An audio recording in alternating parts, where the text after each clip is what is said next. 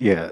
JD గారు మీ team Ram Gopal Varma గారు గాని, మీరు గాని సార్. నాట్ ఓన్లీ యాక్టర్స్ మీ టీమ్‌లో ఇంటెన్స్ రైటర్స్ ఉండేవారు.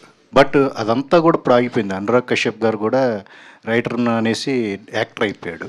సో, అదంతా అంటే కంప్లీట్‌గా షట్ డౌన్ అయిపోయిన పరిస్థితి ఉంది. ఆ ఇంటెన్స్ రైటింగ్ అనేది. So, sir. అది ఆ ఫీలింగ్ అనేది ఉందా? మీరు కూడా ఒక ఇంటెన్స్ రైటింగ్ డైరెక్షన్ చేశారు కదా! కరెక్ట్ అండి. అంటే it's a very very thoughtful question. But what I'm saying is sir, ఇప్పుడు పెంటి కొద్దీ రొట్టె.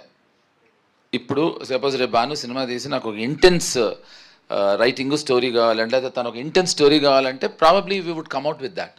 ఇప్పుడు as you know the trend is, చెప్పే కదండి, ఈ ప్రేక్షక దేవుళ్ళకి నచ్చిందని ఏదో ఒక ట్రెండ్ ఉంటే, ఇప్పుడు బాంబేలో కొత్త ట్రెండ్ ఏంటి తెలుసా మీకు?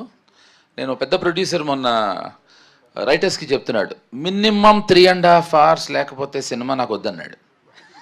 ఇదేమో ఇది ఎక్కడ కూడా రా, నిన్నటి వరకు ఏమో మాకు 2 hours 20 ఏదో లెక్క, 2 hours 24 minutes 35 seconds కన్నా ఎక్కువ ఉండకూడదని. So the whole thing is, ఇప్పుడు 4 గంటల సినిమా సూపర్ డూపర్ హిట్ అయింది కదా, so everybody things minimum 3.5 hours ఉండాలి.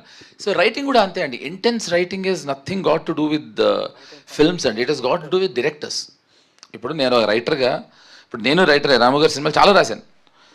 ఒక రైటర్గా director has to ask me అండి, ఒక ఇంటెన్స్గా నాకు ఇంటెన్సిటీతో ఉండే, ఇప్పుడు వాళ్ళకి కావాలి అన్నప్పుడు వాళ్ళు వస్తారండి. అనురాగ్నే నేను వాడికి చెప్తానండి, నా దగ్గర కూడా అసిస్టెంట్ అండి వాడు, ఖచ్చితంగా వాడిని యాక్టర్ అయి తప్పైందని మీరు అన్నారని వాడికి చెప్తానండి.